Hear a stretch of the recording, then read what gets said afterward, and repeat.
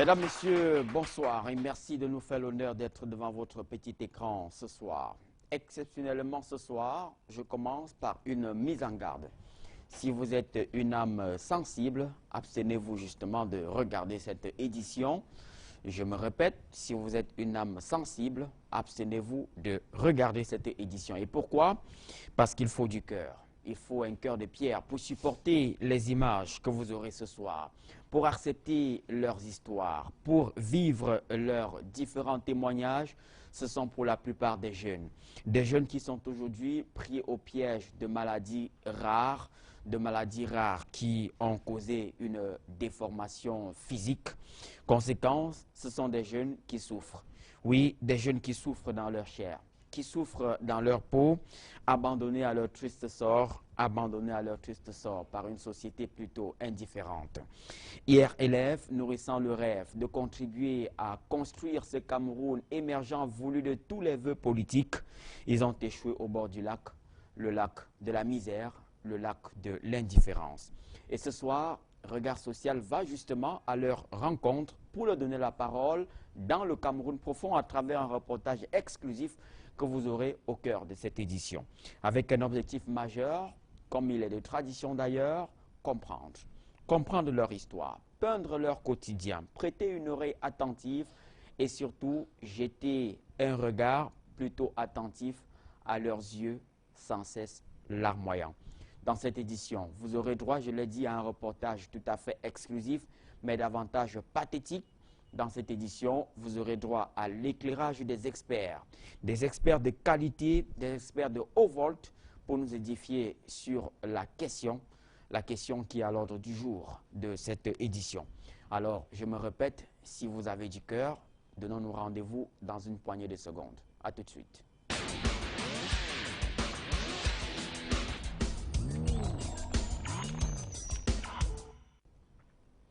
Ce sont justement de jeunes Camerounais et Camerounaises qui ont accepté de s'ouvrir aux questions de regard social. De jeunes Camerounais et Camerounaises qui rêvaient pourtant de partager, d'emprunter le train de l'émergence, tant voulu par les discours politiques au Cameroun, et qui malheureusement se trouvent au bord d'un fleuve dont la traversée s'avère plutôt difficile. Et ce soir, ils ont accepté de s'ouvrir à nos questions. Nous les recevons comme d'habitude avec beaucoup de plaisir. Honneur tout d'abord à la dame que nous avons en plateau ce soir, Nathalie. Nathalie, bonsoir. Bonsoir. Comment ça va? Tout doucement. Nathalie Nana, c'est bien votre nom. Oui. Alors, comment ça va ce soir? Je suis là, ça va. Ça va mieux? Ça va tout doucement. Comment? Ok. Alors, je signale que vous êtes une jeune Camerounaise. Vous êtes célibataire. Vous êtes célibataire sans enfant. Vous êtes aujourd'hui âgé de 33 ans. Et ça fait combien de temps que vous êtes malade, Nathalie? Il y a de cela 1 an. Il y a de cela 1 an. 1 an que je suis vraiment malade. Ça ne va vraiment pas. Oui, ça a commencé par une petite boule. Au départ, on a pensé que c'était l'abcès. Tantôt l'abcès interne, tantôt les furoncles. Vous savez, quand il y a un mal, il y a toujours chacun a un mot à dire. Entre-temps, j'achetais des baumes pour passer dessus en attendant. Comme on dit, tu vois, quand tu as l'abcès, tu peux mettre les trucs pour que ça grandisse vite. Rien, sans suite. Ça persistait, ça insistait. C'est où j'ai dit, il faut chercher profondément. À dû se rendre à l'hôpital, chercher à savoir exactement de quoi il est question. Très bien. Alors, nous en parlerons, Nathalie. Je vous permets de souffler un peu. Depuis que la maladie s'est déclarée, votre quotidien a basculé carrément et puis vous consommez beaucoup d'eau. Je vous permets de prendre un verre d'eau. le temps pour moi de présenter votre vis-à-vis, celui qui est également en plateau avec nous ce soir. Boniface, bonsoir. Bonsoir, monsieur. Comment ça va? Ça va bien, monsieur. Ça va bien. Ça va. Très bien. Pas très bien, monsieur. Pourquoi? C'est vraiment le problème du pied, si ça ne me laisse pas vraiment jouer aussi comme certains jeunes. Très bien. Alors, Boniface Vopouo. Voilà, vous êtes jeune Camerounais, vous êtes âgé de 32 ans. Oui. Voilà, ça fait combien d'années que vous souffrez de ce mal? Oui, ça a commencé à manifester, je peux dire, ça fait 13 ans. Ça fait il y a 13 ans. Puis c'est bon, c'était un petit truc sur le pied, c'était ici là. Ça montait, bon, le temps quand ça montait, moi ça ne me disait rien. Je faisais que ça ne me disait rien. C'est un moment donné maintenant quand ça a commencé à me faire mal, on est parti à l'hôpital à l'an 2002. On a directement opéré sans toutefois définir ce qu'on opérait et c'est l'eau qui est sortie. Je suis rentré maintenant, j'ai fait quelques mois. Ça a commencé à encore pousser. On est encore parti, je suis encore parti à l'hôpital. Ils m'ont envoyé à Bingo. Après Bingo m'a envoyé à Banso. Donc, je pars toujours comme ça jusqu'à. Je reviens encore m'asseoir un peu. À la case de Dire que départ. vraiment, ça me dépasse. On a commencé maintenant traditionnellement. On quitte ici, on part là-bas. On quitte ici, on part là-bas. Pour finir, rien. Je suis maintenant revenu encore à Douala. C'est là où on est encore parti à la Kintini. Ils ont fait la biopsie, ils ont coupé la chair, toujours, le pied n'était pas encore enflé. C'était toujours au niveau d'ici là. Ils ont fait la biopsie, bon, on ne sait pas ce qu'ils avaient vu, ils ont encore opéré. Dès qu'ils ont opéré, ils nettoyaient chaque matin, l'eau là ne faisait que monter. L'eau, donc ça monte comme un peu, l'eau ne faisait que monter. J'ai fait un mois à la Kintini, pour finir, je suis quitté. Rentré encore, commencé encore à marcher, pour finir, je me suis fatigué. Avant de rester un peu, dire que bon, si c'est la mort, que ça me prend aussi. Et quand j'ai duré maintenant,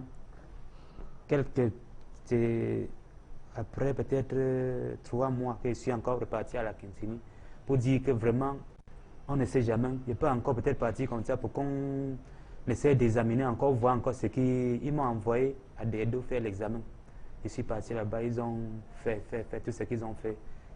Et ils m'ont donné le résultat. Je suis venu maintenant, ils ont dit que c'est l'éléphantiasie. Ok. Alors, ne pensez pas à la mort, hein, Boniface. Vous êtes assis sur le siège de l'espoir. Oui, monsieur. Vous savez, regard social, c'est le plateau de l'espoir. Amen. Ok. Amen. Ok, alors ça va aller, mais depuis 13 ans, vous souffrez, vous le disiez tantôt, et du coup, votre quotidien a basculé puisque vos jambes ne sont plus les mêmes, non plus les mêmes poids. Du coup, même les activités que vous menez au quotidien ont carrément changé. Comment ça? Vraiment. On C'est-à-dire peut porter le pantalon. Si je ne monte pas le pied du pantalon, on ne peut pas porter le pantalon. Donc vraiment, tout ce que je porte ici, je ne cherche pas à augmenter le pied, je ne peux pas vraiment. Même là où je suis assis là, si j'enlève le pied dans la chaussure, on fait 1 heure de temps, je ne pourrai plus mettre le pied dans la chaussure parce que l'eau va descendre jusqu'à... Le pied va enfler comme ça là. Donc c'est la chaussure qui aplatit l'eau.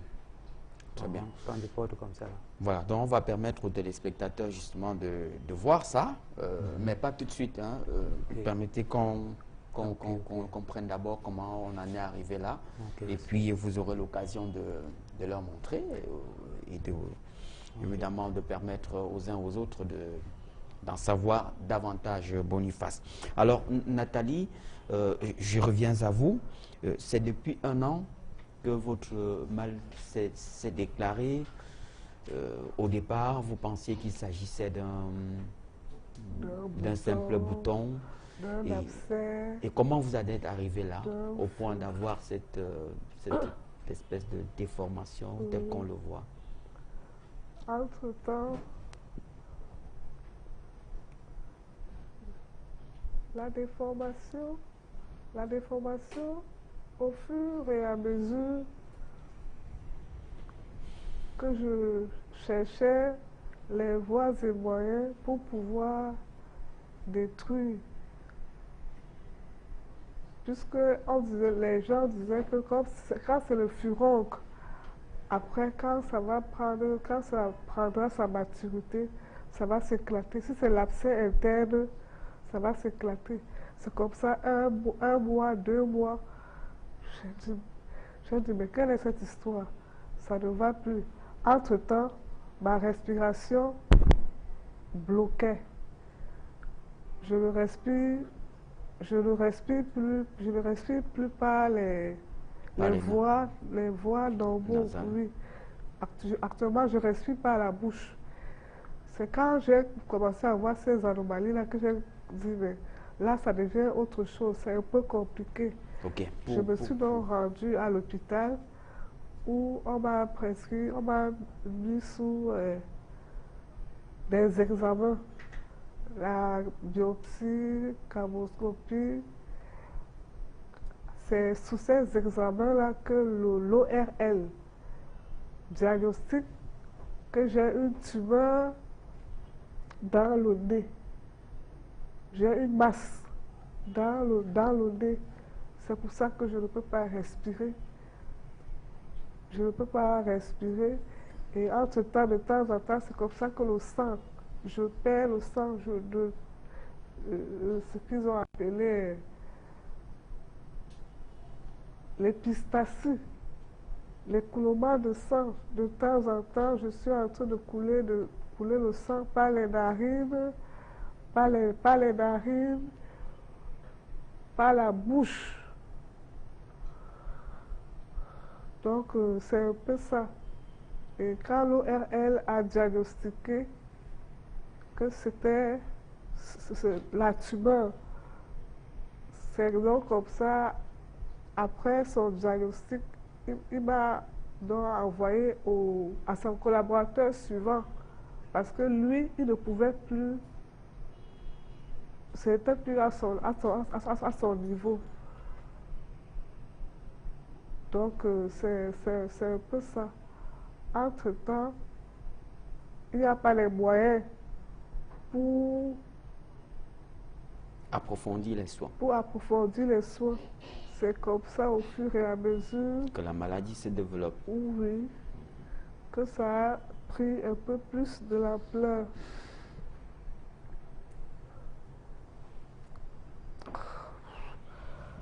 Ok, on va limiter, puisque vous parlez péniblement, Nathalie, on va se limiter à l'essentiel. Hein.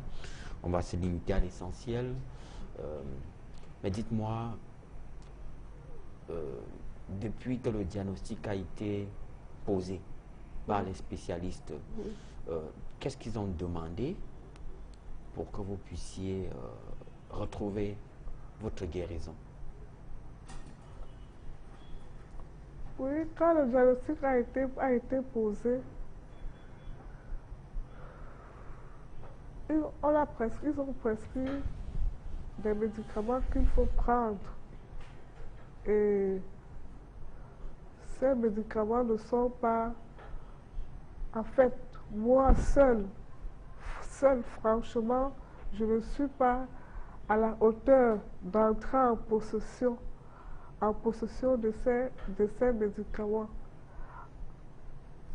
Entre-temps, j'ai même voulu chercher les raccourcis, que peut-être ma petite somme d'argent, est-ce que je ne peux pas aller ailleurs?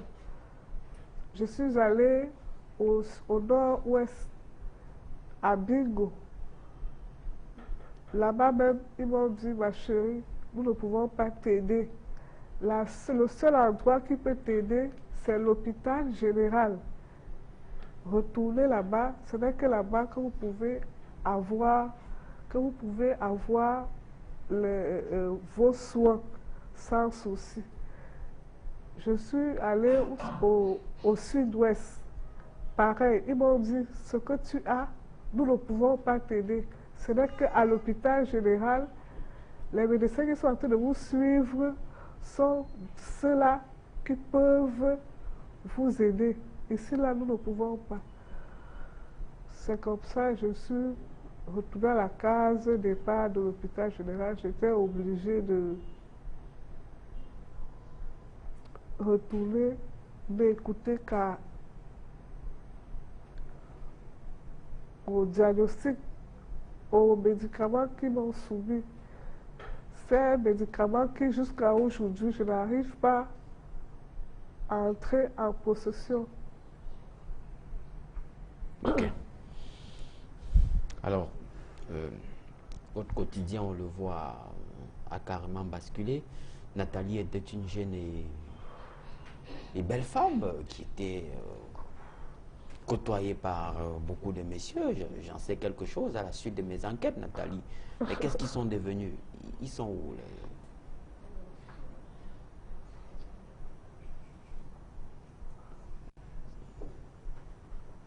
votre entourage, vos petits amis, vos copains,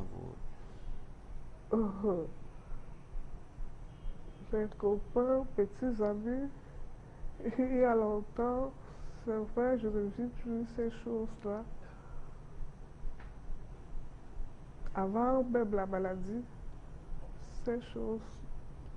Ok. Mais est-ce que vous regardez encore dans le miroir? Ouais. C'est des moments difficiles. Ouais. Je ne me retrouve vraiment pas. Comme vous dites, quand je me regarde dans le miroir, je ne me retrouve plus. Je ne me retrouve pas.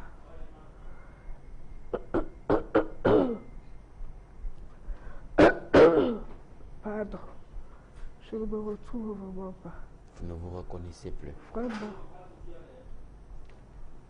Vraiment pas. Ok. Votre souhait aujourd'hui, c'est de recouvrer votre guérison. Ok, ça va aller, ok? Ça va aller, beaucoup de courage. Alors, Boniface, vous nous disiez tantôt que vous avez été chez dans plusieurs hôpitaux, vous avez rencontré de nombreux médecins et au dernier diagnostic, vous souffrez de l'éléphantiasie. Alors, on le voit, votre pied a pris un volume assez impressionnant. Comment vous vivez ça au quotidien? Est-ce que cela vous permet au moins de mener vos activités au quotidien? Vous êtes conducteur de moto, pour pouvoir joindre les deux bouts? Quand je sors le matin, parce que comme le pied est comme ça là, son problème, quand le pied est comme ça là, ça n'enfle plus tellement. Bon, quand je sors le matin, j'essaie de me débrouiller en route. Je sors le matin à 6 h, à 8 h, je suis déjà à la maison. Parce que ça ne me permet pas de rester en route jusqu'à travailler aussi comme les autres. Pourquoi? Parce que quand ça monte, quand je suis debout sur l'engin, au fur et à mesure que ça monte, à un moment donné, je sens déjà comment c'est en train de vouloir un peu... Parce qu'il y a des moments que quand ça me prend, ça me donne le palu. Il y a des moments que ça me donne le palu. Je peux même me coucher à la maison. Je fais peut-être même 3 jours, 4 jours, sans me lever comme ça là. Par moment. Mais pas... Il y a des moments que ça me laisse aussi un peu de temps.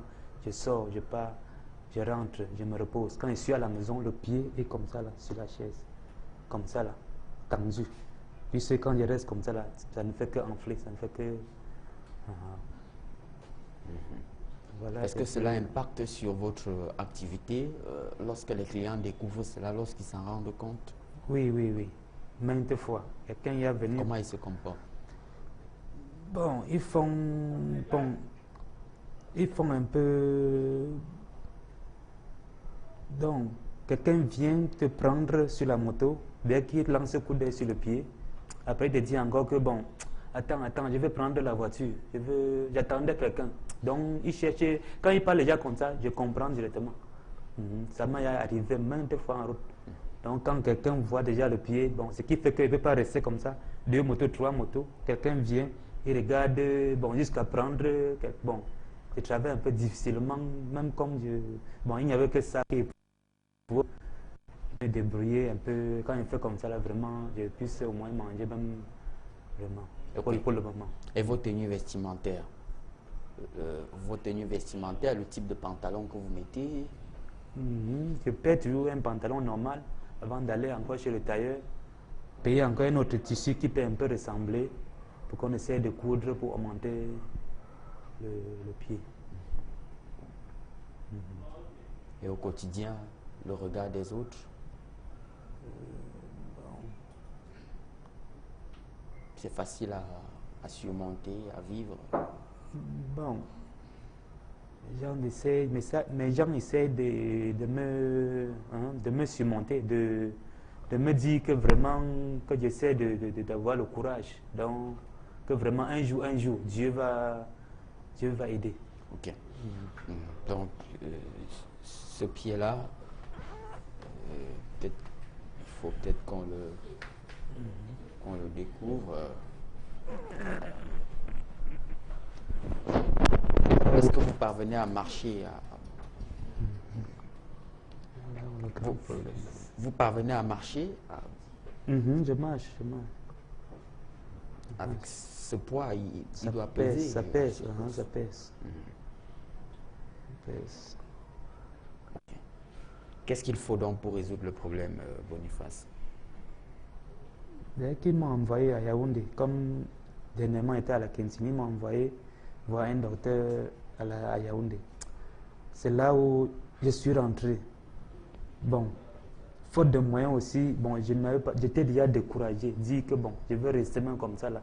Jusqu'à peut-être, si un jour, quelqu'un peut peut-être me voir, peut-être dire que passe sur telle place, ou bien viens, je t'amène sur telle place, sinon, vraiment que j'étais déjà découragé. Quand je suis rentré, je suis resté moi tranquille, dit que non, que ça fasse que vraiment, le pied n'était pas comme ça, vraiment. Pourquoi vous avez refusé l'amputation? J'ai refusé parce que je sais que ça va aller. Le pied ici là, ça va. J'ai refusé parce que je sais que ça va aller. Alors, qu'est-ce qu'il faut financièrement pour résoudre le problème? Le grand problème étant, c'est que si déjà, j'avais déjà peut-être rencontré le type qui m'a envoyé, peut-être c'est là où maintenant, je devais maintenant savoir vraiment exactement ce qui... Pour être précis, parce qu'on vous a demandé d'aller à Yaoundé, dans quel hôpital? Pour les examens complémentaires, à l'hôpital général de Yaoundé, pour des examens complémentaires, ce que vous n'avez pas pu faire jusqu'ici, parce que vous ne disposez pas des ressources financières nécessaires. Ok, ça on l'a compris.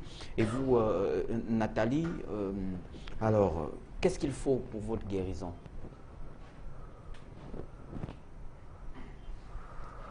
Pour ma guérison, par rapport à la prescription, l'ordonnance médicale que j'ai reçue, comme je le disais tantôt, c'est vraiment élevé, vraiment élevé. Seul, je ne peux pas. C'est des millions. Vraiment, c'est des millions. Ok. Alors, qu'est-ce que vous dites aux Camerounais qui vous écoutent ce soir? Quel est votre message? Oui, à tous les Camerounais qui sont en train de me suivre, en train de me regarder et qui ont le cœur, qui veulent prendre compassion avec moi. Je demande vraiment de l'aide financière, de me venir en aide financière, comment me soutenir, parce que franchement, je souffre dans ma chair. Je souffre dans ma chair. Vous ne pouvez pas imaginer. De temps en temps, vous êtes dans le taxi. Vous êtes toujours en train de vous moucher.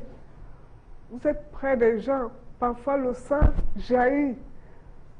Vous êtes peut-être en train de marcher. Vous vous retrouvez en train de couler le sang en route. C'est chacun qui dit sa part.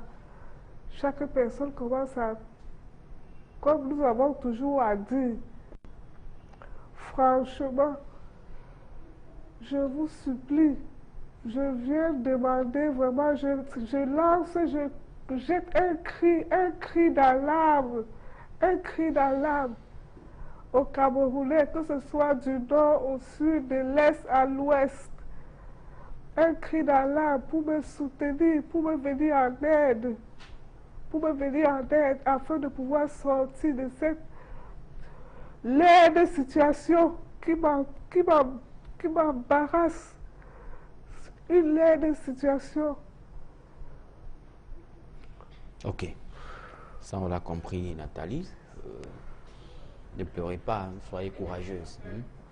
Je vous l'ai dit depuis avant l'entame de l'émission, hein, ça va aller, ok? Et vous, Boniface, pour sortir, qu'est-ce que vous dites à ceux qui vous regardent, qui vous écoutent ce soir? Monsieur Eric, j'ai pris aux hommes de bonne volonté, que si vraiment ils peuvent venir en aide, soit en me trouvant peut-être quelqu'un qui peut déjà me résoudre ce problème. Vraiment, je serais vraiment heureux. Vraiment. Ok, bien. Soyez forts, soyez courageux. Le regard social, c'est le plateau de l'espoir. Et tant qu'il y a espoir, il y a vie. Et je rappelle à nos différents téléspectateurs que Boniface et Nathalie ne sont pas les seuls cas que nous avons, les seuls cas de jeunes Camerounais que nous avons enregistrés ce soir. Nous vous proposons justement d'aller à la découverte d'un autre jeune, un jeune Camerounais qui est âgé de 16 ans, qui n'a malheureusement pas pu reprendre le chemin de l'école. Il se prénomme Shimoun, il se nomme Molium, il est âgé de 16 ans, nous l'avons rencontré, il est en classe de 5e au lycée de Manguebou. Manguebou, c'est dans le département du Noun, dans la région de l'ouest du Cameroun. Il traîne depuis de longues années un bras assez volumineux. C'est un reportage que nous vous proposons de suivre, mais nous recommandons aux âmes sensibles de bien vouloir s'abstenir. Ce sont des images qui ont été captées par la caméra de Samuel Tchoufa, le chef opérateur de cette émission, avec bien sûr la voix langoureuse de Flavien Balondongo. A tout de suite.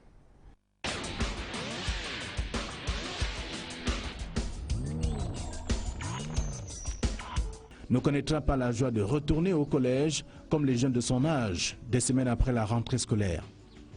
Et pour cause, il traîne avec lui et depuis sa naissance une maladie qui transforme progressivement son bras, des doigts jusqu'à l'omoplate, en passant par le cou, en une pathologie dont les causes restent jusqu'ici inconnues. Le petit Mahmouda, âgé de 16 ans seulement, a déjà trop souffert. Il a souhaité être filmé en tenue de classe parce qu'il aime l'école. Il souhaite y retourner malgré le lourd fardeau qu'il traîne avec lui. Ça me fait mal de voir les autres enfants partir à l'école. Je reste à la maison. Je ne suis pas content parce que ma mère me fait mal.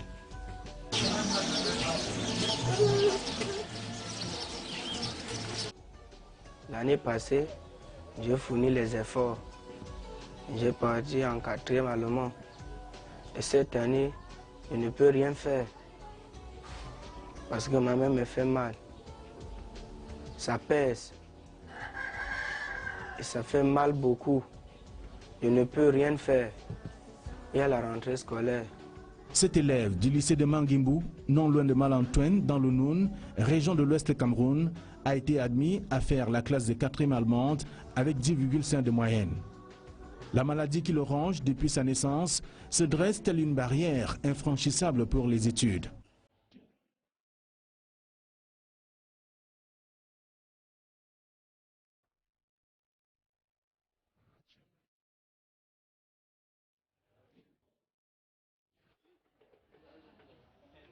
Osomele binyoma soma ekila majo Baoula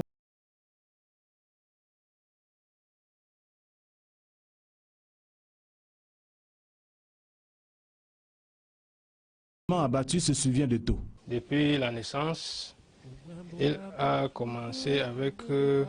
ça a commencé tout petit et au fur et à mesure qu'il grandit, ça prend aussi de l'ampleur. Nous sommes partis chez les tradis praticiens Et ça n'a rien donné. Nous sommes allés de partout. Jusqu'à aujourd'hui, on ne dort pas. Nous sommes touchés, lui aussi il est touché parce qu'il est en train de voir ses camarades, les autres enfants aller à l'école, lui il ne peut plus. Et il ne peut pas se laver, c'est moi qui le lave. Il ne peut pas se vêtir. C'est sa nourrice qui le porte. Avec moi, avec mon aide, on le porte l'habit. Et franchement, nous sommes touchés. Nous ne savons plus où aller. Nous avons parcouru les hôpitaux. Et à l'heure actuelle, nous avons baissé les bras parce que nous sommes limités par rapport aux moyens. Quand tu vois un enfant dès la naissance qui sort avec une maladie comme ça, et qu'on se débat partout, n'importe partout, et que ça ne donne pas de résultats, nous sommes là, entre les mains de Dieu. Le petit Mamouda est une sorte d'attraction pour ses voisins et attire tous les regards. Son arrivée à Douala n'est pas par hasard. Ses frères aînés sont allés au village le sortir des mains des parents, impuissants face à sa maladie pour le ramener en ville.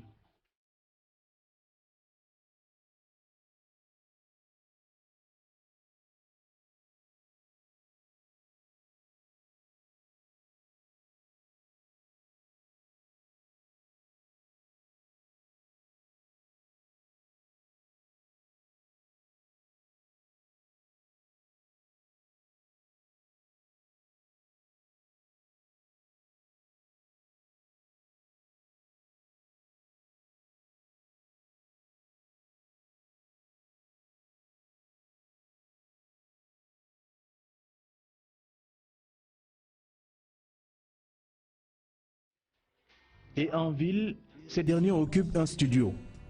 La chambre, le salon et la cuisine se confondent, le tout dans un environnement où promiscuité et salubrité se tutoient. Avant toute sortie de la maison, le petit Mamouda est obligé de se masquer pour éviter d'essuyer les regards de pitié et de moquerie. Et c'est sa belle-sœur qui fait tout pour lui.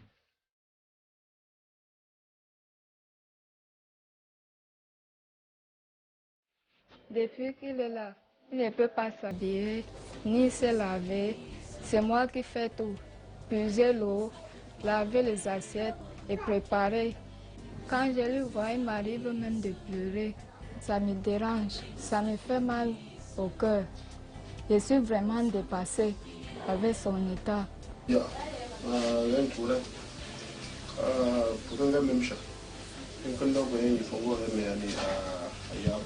Toute la famille s'est mobilisée depuis plusieurs années pour trouver la solution à la maladie du petit Mamouda. Toutes les démarches engagées restent jusqu'ici sans succès. Dépassés par la maladie qui ronge leur petit frère, ces derniers semblent avoir perdu tout espoir. Comme vous voyez cet enfant, il sort dans un village de Mangembo. Vraiment, les parents ont pu, dans toutes les zones fatiguées, pour soigner sa maladie. Nous, étant ici, on a essayé d'aller prendre l'enfant pour venir ici en ville, pour qu'on pouvait faire mieux. Surtout cette année, pour qu'il puisse fréquenter. Mais on n'a pas pu. Vraiment, ça nous dépasse. Et vraiment, il est dans un village, dans une famille très pauvre. Nous sommes dépassés vraiment pour lui. Je remercie grandement le regard social qui nous a contactés, qui est venu vers nous pour voir le cas de notre petit frère. Et nous avons déjà tout fait à notre niveau et il n'y a pas de solution favorable.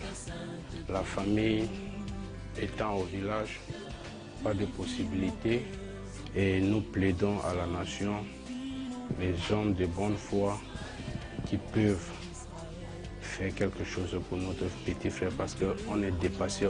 Le petit Mamouda est parfois obligé de passer toutes ses journées à l'intérieur de la maison.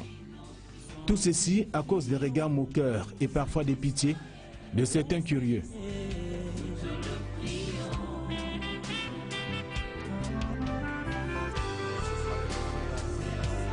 Les enfants du quartier, quand ils me voient, il fuit, il dit que c'est le joujou, c'est le joujou. Et je suis obligé de cacher, de rester à la maison. Parce que quand moi je sors comme ça, ils fuient et ils disent que le joujou, on a vu un gros bras là-bas. On ne peut plus jouer. Et on ne peut même pas jouer avec lui. Quand ils me disent comme ça, je suis mal à l'aise.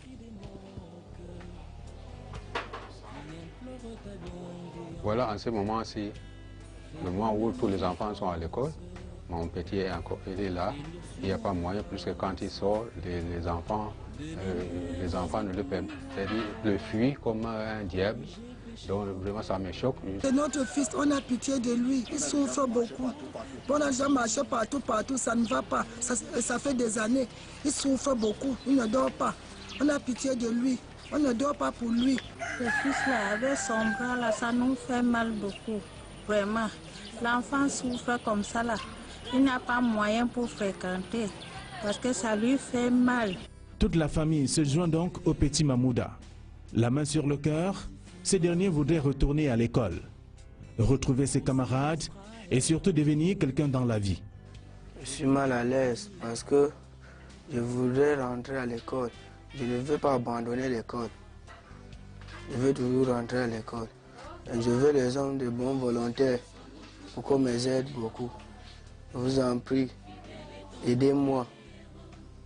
Je ne veux pas abandonner l'école. Je veux toujours rentrer. Je veux que les gens m'aident à retourner à l'école. Je souffre beaucoup. Je suis mal à l'aise. Je ne peux rien faire sans l'école. Et comment retrouver le chemin de l'école qu'il aime tant si le mal qui le ronge n'est pas détruit?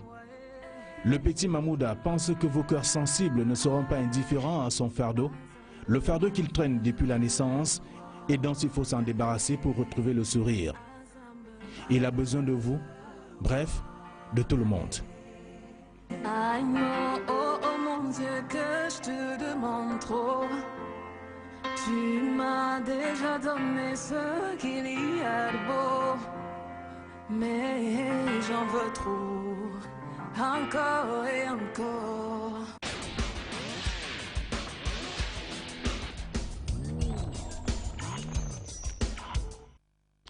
Ainsi va le quotidien du jeune Mamouda. Nous vivons, nous rions, nous sourions, nous côtoyons l'opulence, mais nous oublions parfois que la vie réellement se résume justement en un quotidien qui peut basculer sur la base d'un rien du tout. Et ça, vous avez eu l'occasion de le constater à travers les cas que nous venons juste de vous proposer. Il s'agit bien sûr de Nathalie, Boniface et bien sûr du petit Mamouda. Ce sont tous des jeunes Camerounais qui rêvent de participer au développement de ce pays, de prendre le train, d'emprunter justement le train de l'émergence. Et pour en savoir un peu plus, nous recevons en plateau ce soir des experts de haut vol. Mais avant de vous les présenter, nous vous suggérons simplement de réagir par SMS. Si vous avez une contribution quelconque, faites simplement un SMS, pas d'appel s'il vous plaît, parce que le réseau va être perturbé, voire même saturé. Donc vous faites simplement un SMS s'il vous plaît pour des raisons de bienséance à travers les différents réseaux sociaux, WhatsApp, SMS ou encore sur notre page Facebook. Et bien sûr, l'équipe de Regard Social se chargera de prendre contact avec vous pour la suite. Alors, pour en savoir un peu plus, en savoir davantage sur le plateau ce soir, je vous l'ai dit, nous recevons des experts de haut volt qui ont accepté justement de partager ce moment avec nous, de nous en dire un peu plus, de nous édifier sur ces différents cas qui, ma foi, sont assez difficiles. Et nous recevons avec beaucoup de plaisir ce soir le docteur Dinabel.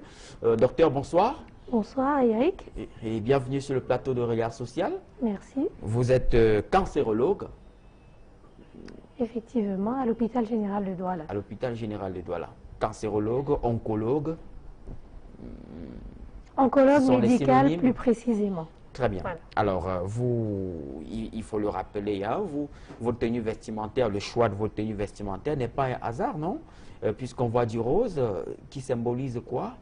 Alors aujourd'hui, c'est le 1er octobre et le mois d'octobre est dédié à la sensibilisation sur le cancer du sein. Donc c'est un mois qui a été dénommé Octobre Rose. Octobre Rose, donc c'est pour cette raison qu'il y a du rose sur moi, pour marquer le lancement des activités qui vont se dérouler tout au long de ce mois, dans les formations sanitaires, mais aussi par la société civile. Très bien. Alors, le cas Nathalie ne vous est pas étrange, par exemple? Non. C'est un cas que vous connaissez très bien. C'est des cas que je connais, effectivement. Vous nous en direz un peu plus tout à l'heure, docteur Dinabel, cancérologue ou alors oncologue médical en service à l'hôpital général de Douala. Et puis, dans la même lancée, nous recevons ce soir le docteur Mélédier. Bonsoir, docteur. Bonsoir. Et bienvenue sur le plateau de Regard Social. Merci bien. Vous êtes dermato-vénérologue? Vénéréologue. Vénéréologue, c'est bien cela. C'est ça. Ok, alors, vous êtes un oiseau rare, hein? Merci de nous faire l'honneur d'être sur le plateau. Alors, comment vous réagissez à ces différents cas, à ces témoignages que vous avez écoutés, docteur? Ma réaction se fait sur deux plans. Sur le plan, bien entendu, émotionnel. Ce sont des cas poignants qui touchent notre cœur, qui touchent notre conscience. Et puis, sur le plan technique, par rapport au témoignage de Boniface, qui a dit qu'à plusieurs reprises, il avait des épisodes qui lui faisaient penser à un paludisme et qui s'accompagnait d'augmentation du volume de la jambe. Sur le plan technique, nous appelons ça des érysipèles récidivants qui sont justement favorisés par l'œdème, la grosseur, l'augmentation du volume de la jambe. Et ce sont des épisodes qu'il faut absolument éviter parce qu'ils aggravent déjà ce qui préexiste. Très bien. Alors, merci de nous faire l'honneur d'être là. Et puis, le docteur Pokam Pierre-Marcel. Bonsoir, docteur. Bonsoir, Eric. Et je dirais bon retour, puisque vous revenez d'un bref séjour, d'un court séjour privé pour épouser... D'un séjour de formation médicale continue. J'aime beaucoup être à la page. Je n'aime pas être dépassé par la technologie ou par les connaissances. Très bien. Donc, ça, je suis souvent absent. Ah d'accord, ce n'était pas un court séjour privé. Qui est bien connu dans le jargon politique au Cameroun, mais c'est pour détendre un peu l'atmosphère. Vous êtes urgentiste? Oui, urgentiste et plusieurs formations, médecine tropicale, urgence et catastrophe, médecine du sport. Très bien. Alors, votre réaction à l'écoute de ces différents témoignages? Oui, comme disait Dr Mélédier, c'est très émouvant de voir des gens handicapés comme ça, pour leur activité quotidienne. Boniface n'arrive pas à se déplacer facilement. Sa jambe doit peser plus de 10 kilos, rien que la jambe là. Vous avez vu cet enfant qui a les doigts déformés en boudin. C'est surtout la main droite. Surtout qu'au Cameroun, les parents nous obligent à écrire avec la main droite. On se demande comment il a fait. Mais il a quand même pu arriver en classe 4e. Et enfin, il y a cette jeune dame qui a présenté un cancer du cavum. Je l'ai interrogée tout à l'heure. C'est une dame qui n'est ni alcoolique ni tabagique. On peut se foutre. Ça dit qu'elle ne prend pas d'alcool, elle ne prend pas de tabac. Alors on se demande comment est-ce qu'elle a pu attraper une maladie de cette nature. Certainement, il y a eu un virus à la base qui a entraîné une transformation des cellules. Donc ce sont des cas un peu pathétiques et vraiment très poignants pour un père de famille, pour un de leurs frères que nous sommes, pour leurs frères que nous sommes. Donc s'il y a des personnes de bonne volonté, ils peuvent vraiment les aider à avoir une vie saine, une vie relativement saine. Bon à savoir, vous êtes en service à l'hôpital? Dans la vie courante ici, je suis médecin de travail aux brasseries du Cameroun. Je fais la médecine du travail, mais j'ai un petit cabinet privé. Ah d'accord, ok. Merci de nous faire l'honneur d'être là, docteur Pokam Pierre-Marcel. Et puis le docteur John. Bonsoir docteur. Bonsoir Eric. Vous êtes psychiatre. Oui. Le dire ainsi, c'est résumer votre posture scientifique, votre casquette. Disons, je peux dire que je suis médecin de l'esprit. Peut-être ça passe mieux. Très bien. Ok, alors, et lorsque vous écoutez ces différents témoignages, docteur, quelle est l'analyse, la réflexion, qu'elle vous inspire, ces différentes histoires? Nous sommes interpellés, nous tous, en tant qu'êtres humains. Ces histoires nous interpellent à plus d'un titre. Déjà, on voit qu'il y a un retard de prise en charge. Sinon, il n'y a même pas de prise en charge du tout. Et il faudrait que dans notre société, on essaie d'évoluer. Parce qu'aujourd'hui, en France, on fête le 70e anniversaire de la sécurité sociale. Et je pense peut-être que ça vient à propos pour essayer de faire commettre quelque chose dans notre société pour pouvoir essayer d'aider ces personnes. Parce que ce sont des pathologies qui coûtent cher, qui coûtent très cher et qui peuvent pas être simplement laissées au niveau des familles. Il faudrait que la société tout entière essaye d'aider ces personnes parce que si on les prend en charge, je pense que ces personnes peuvent mieux s'en sortir. Et il y a autre chose qui est difficile dans ces pathologies, c'est le regard d'autrui. Vous savez que dans notre société, surtout les mass médias, on montre tout ce qui est mal formé, tout ce qui est difforme, que ça ressemble beaucoup plus à, je ne sais pas, à la sorcellerie, au diable. Alors, les personnes qui ont ce genre de pathologie se sentent désinsérées, ne se sentent pas acceptées. Regardez ce jeune enfant qui ne peut pas aller, qui ne peut même plus aller à l'école. Ça, c'est une souffrance terrible, c'est une souffrance énorme. Et quand il regarde son corps, c'est très difficile. Il vous dit qu'on se moque de lui. Et vraiment, il ne faut pas que des enfants vivent ce genre de situation. Il faudrait que notre société essaie de se pencher dessus et qu'on essaie de trouver des voies, des moyens pour que d'autres personnes, que d'autres enfants n'aient plus jamais à vivre ça. Très bien.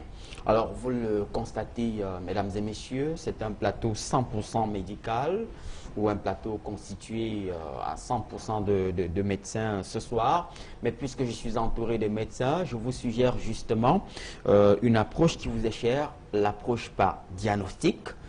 C'est un mot que vous connaissez très bien dans votre jargon pour rester dans le train médical, bien sûr. Alors, docteur Dinabel, dites-nous, de quoi souffre-t-il? Ces différents cas que vous avez écoutés, Nathalie, Boniface, Mahmouda. Oui, je pense que pour Nathalie, c'est quelqu'un que nous avons vu passer à l'hôpital général. Et en fait, c'est vrai que nous sommes sur un plateau télévisé et que présenter les diagnostics des malades sont un peu difficiles, mais pour la plupart, ces pathologies me renvoient pour certaines à des pathologies tumorales, pour certaines qui sont malignes, d'autres qui sont bénignes, et d'autres ont des pathologies qui peuvent être classées dans le cadre des affections tropicales, secondaires à certaines parasitoses ou filarioses qui vont parfois entraîner le développement de grosses jambes. Et ce qui interpelle le plus, qui devrait nous interpeller le plus, c'est le fait que le patient doit être pris en charge dans sa globalité. Et que en médecine courante, on a tendance parfois à ne s'attarder qu'au diagnostic. Et c'est le lieu de louer votre émission qui essaye de jeter un regard sur le plan psychosocial qui doit être intégré dans la prise en charge des patients. Parce que lorsque on n'a pas fait une bonne analyse de la structure sociale et du contexte social, on ne peut pas garantir de l'efficacité du traitement que nous allons donner parce que peut-être que le patient ne pourra pas souffrir ces médicaments-là. Et Dr John est le médecin de l'esprit et évalue également la souffrance des patients à un volet important de la prise en charge parce que la souffrance n'est pas que physique, elle est aussi psychologique et spirituelle. Très bien. Alors, vous êtes en service à l'hôpital général de Douala. C'est un hôpital public. Évidemment, vous parlez de la dimension psychosociale, mais vous êtes sans ignorer que vous enregistrez de nombreux cas de perdus de vue, des patients qui arrivent et qui, du jour au lendemain, disparaissent sous le prétexte, justement, de l'absence des moyens financiers pour pouvoir répondre à la demande médicale qui est formulée. Alors, c'est un échec? Je peux dire que c'est un échec sur un plan. Parce que, comme l'un de mes confrères l'a dit tout à l'heure, la politique du tiers payant n'est pas développée dans notre pays. Il n'y a pas de mutualisation des soins.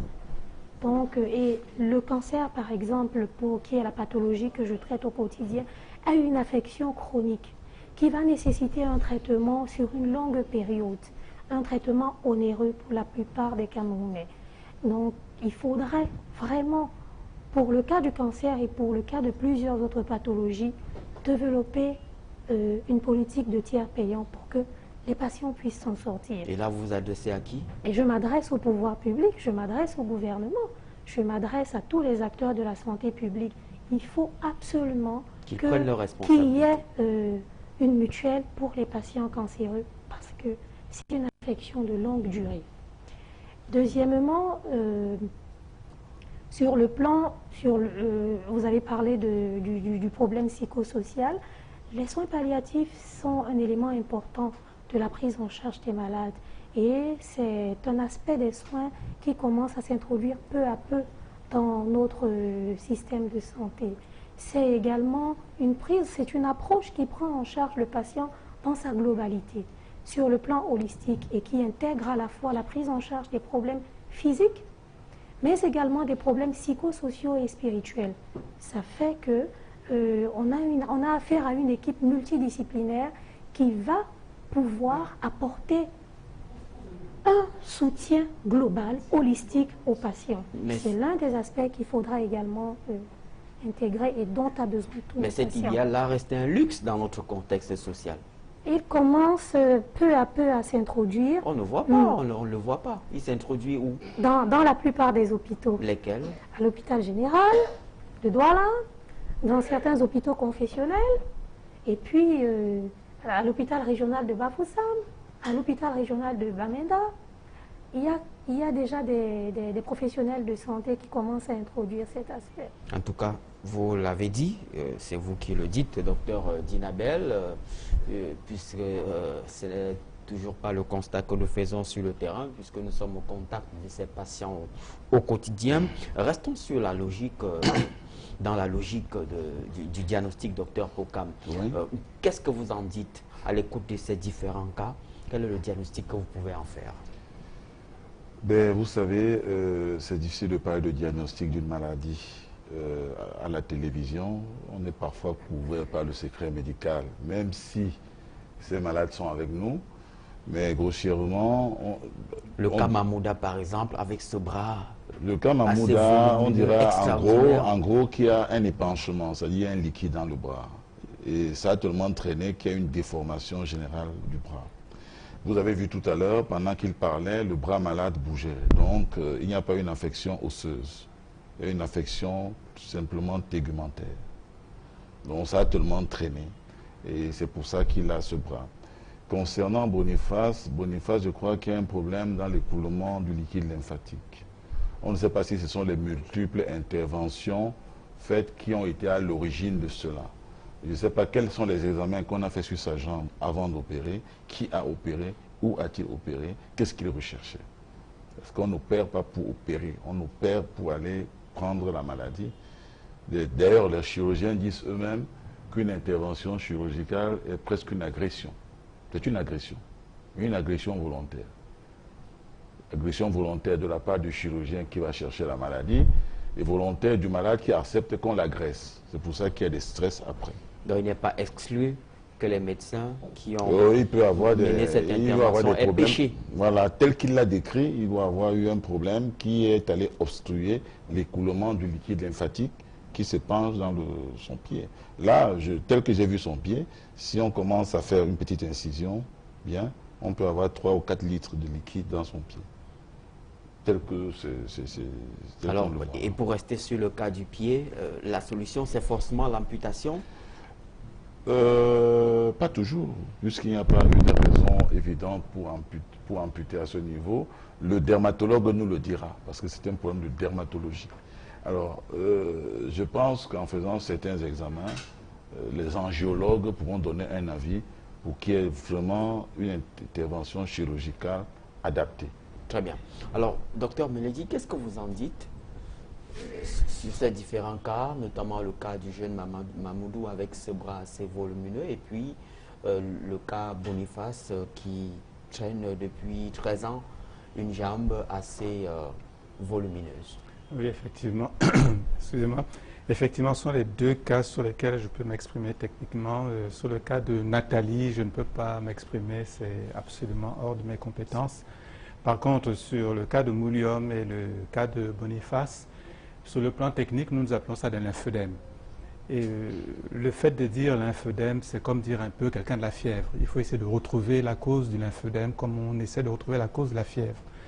Et sans vouloir être pédagogue, on distingue des causes congénitales, c'est-à-dire que l'individu naît quasiment avec son problème, et des causes acquises, c'est-à-dire des causes qui apparaissent du fait de l'influence de l'environnement ou de ce qui se passe dans l'environnement. Et donc pour les deux, il faudrait essayer de faire une enquête médicale, utiliser des techniques médicales pour savoir si c'est congénital ou si c'est acquis.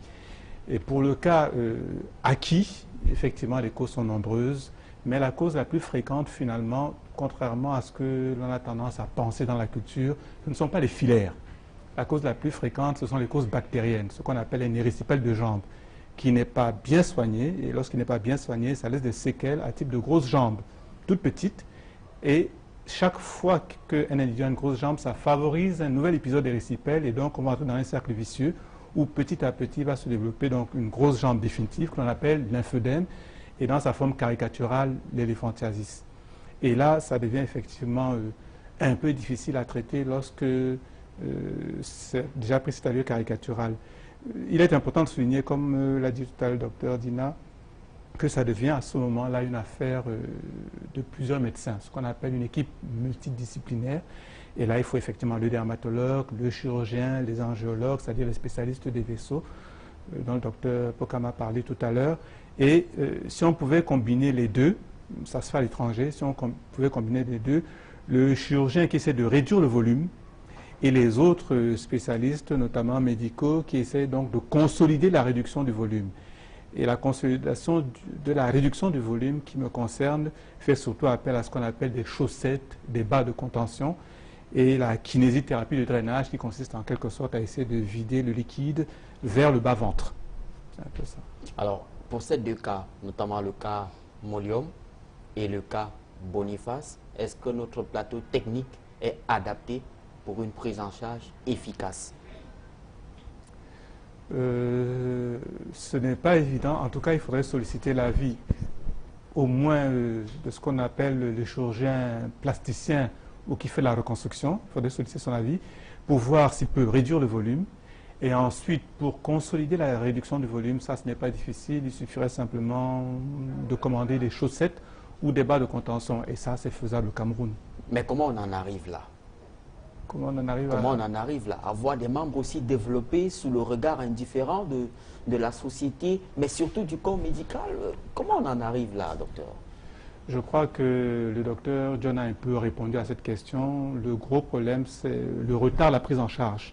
Si la prise en charge se faisait beaucoup plus précocement, on n'arriverait pas à des stades aussi caricaturaux. Et ce retard se fait peut-être parce que justement la santé n'est pas encore prise en charge chez nous de façon collective. Donc les populations sont démunies et donc du coup ils entrent dans un cercle vicieux où la prise en charge se fait de façon tardive et on arrive à ces mauvais résultats, ces mauvais stades caricaturaux. Ok. Alors, docteur John, je signale par ailleurs que vous avez des responsabilités au sein de l'ordre des médecins du Cameroun. Vous n'avez peut-être pas été mandaté par l'ordre des médecins du Cameroun, mais sur la question de la prise en charge, est-ce qu'on doit dire c'est peut-être une métaphore, sans exagération peut-être, que la prise en charge est malade dans notre pays? Mais disons, Eric, on peut le dire et on peut aussi ne pas le dire, parce que nous avons entendu les divers intervenants qui disaient qu'ils ont vu des masses sortir et ils ont pensé que c'était des abcès. Ils ont commencé à traiter par eux-mêmes. Ça a attendu plusieurs mois avant de commencer à consulter. Et même pour pouvoir consulter, il leur a manqué des moyens nécessaires pour faire des examens complémentaires. Parce que le médecin travaille avec des bilans. Lorsque vous avez une masse, il faut déjà détecter la nature de cette masse avant que le docteur Dina essaye de voir qu'est-ce que, en fonction de la nature de la pathologie, elle saura quel médicament donner à cet effet. Et pour ceux qui ont développé des lymphodèmes, ça veut dire qu'il y a un blocage des liquides qui doivent circuler. Et quand le liquide ne circule pas, il s'accumule par rapport aux membres. Et il faut retrouver l'origine là où il y a le blocage pour que le médecin essaie de lever, mais quand il ne sait pas. C'est peut-être pour ça qu'on vous a dit qu'il y a les gens qui ont opéré, est-ce qu'ils savaient où se trouvait le blocage avant de pouvoir faire l'intervention chirurgicale? Il y a des interventions qui ne sont pas bonnes. Là, vous interpellez vos confrères? Non, pas simplement. Souvent, vous avez posé un problème de plateau technique. On a des problèmes de plateau technique, mais devons-nous laisser quelqu'un? Il y a des moments où on fait la médecine de guerre, parce que lorsqu'on est sur un endroit dans des villages où il n'y a pas grand-chose et qu'il y a un soignant, il faut au moins qu'il essaye. Nous avons l'obligation des moyens, de mettre tous les moyens à disposition pour aider un patient, et nous n'avons pas aussi souvent l'obligation des résultats. Et le docteur va vous le dire, les anticancéreux, ça coûte les yeux de la tête, ce n'est pas évident de commencer ce genre de traitement. Et il faut plusieurs cures, et il faut, entre les cures, il faut faire des bilans que la famille ou la personne doit pouvoir essayer d'assumer, et ce n'est pas quelque chose de facile. Mais comment l'ordre des médecins, dont vous êtes l'un des responsables, gère ce genre de cas de médecins maladroits? Et disons que de plus en plus, on en reçoit des cas sur ce plateau. Hein. Oui. À quoi doit-on s'attendre? L'ordre des médecins est pour les médecins, n'est pas pour ce genre de situation. Là, ici, il faut interpeller la société entière. On vous a dit qu'il y a eu un problème de retard de prise en charge. Parce qu'il y a des cas là que si on prend en charge, certainement la dame, si on la prend en charge, on peut essayer de faire quelque chose. Et il faut, et c'est urgent, qu'on puisse la prendre en charge parce que la maladie évolue. La maladie ne reste pas sur place. Pendant qu'on perd du temps, la maladie continue à évoluer. Or, il y a eu des prescriptions, mais maintenant, ce ne sont pas les médecins qui vont acheter les médicaments. Donc, il faut que, lorsque la famille ne peut pas, il faut qu'il y ait le tiers payant, c'est-à-dire que la société entière doit pouvoir s'occuper de ce genre de personnes. Et plus, il n'y a pas simplement ce genre de problématique. Il y a aussi essayer d'insérer la personne dans la société, parce que la plupart de ces personnes-là n'ont pas certainement de quoi vivre, de quoi joindre les deux bouts, parce qu'on a vu la dame, vous voyez comme elle est complètement amaigrie, c'est très difficile pour elle. Il faut aussi, de ce côté-là, essayer de l'aider, et je pense que la prise en charge chez nous se fait souvent dans les familles, parce qu'il ne faut pas toujours dire qu'on ne fait pas grand-chose. Ça se fait dans les familles, ça se fait chez nos praticiens, ça se fait à l'église. Ce sont des gens qui essaient de faire le travail psy que nous, on devrait pouvoir faire, mais ils nous aident énormément et nous sommes contents. Dans notre société, vit-elle finalement dans l'indifférence totale puisque, évidemment, tel qu'on le voit, ce sont des cas de patients indigents qui n'ont toujours pas les moyens, les ressources financières qu'il faut pour pouvoir s'offrir des soins de qualité, pendant que d'autres,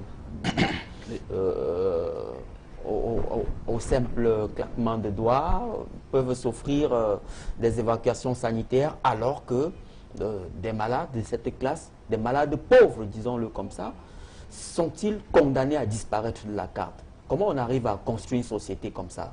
Disons, Eric, lorsque nous regardons la télévision, nous voyons que des personnes des sociétés d'État, ils grèvent, nous voyons des militaires qui grèvent, nous voyons, on ne sait même plus qui est qui dans notre société. Nous avons une société en souffrance et en pleine souffrance.